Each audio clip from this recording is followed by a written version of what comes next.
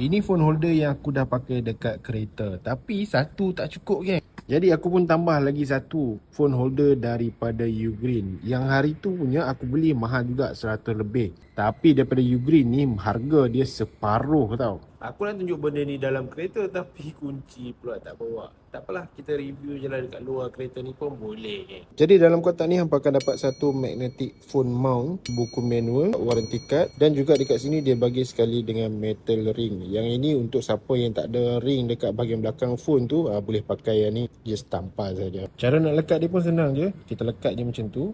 Lepas tu kita pusingkan untuk close dia punya suction tu. Alright, so dah ketat geng. Nampak? Untuk angle pula dia boleh pusing 360 darjah. Nampak?